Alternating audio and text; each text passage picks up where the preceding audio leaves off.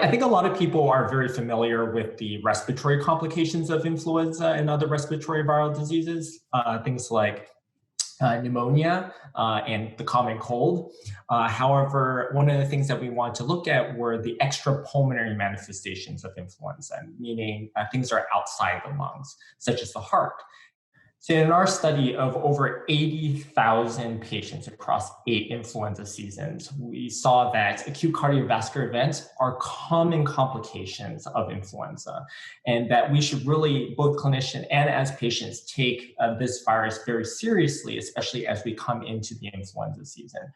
And we know that people who are older, people who use tobacco, individuals who have underlying cardiovascular disease, kidney disease, or diabetes were at greater risk for developing acute heart failure or acute ischemic heart disease when they had influenza.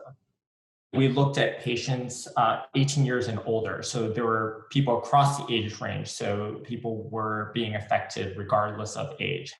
One of the things that we're hoping that our study actually pushes forward are additional studies about the benefits of influenza vaccine. One of the things that is still needed is what is the vaccine's effectiveness at protecting against cardiovascular events or other extrapulmonary manifestations of influenza.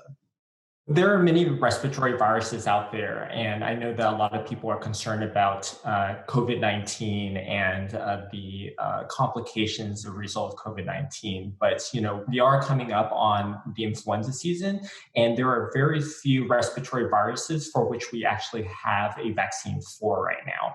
And one of our best ways to protect ourselves against the severe complications of influenza is actually getting the influenza vaccine early on.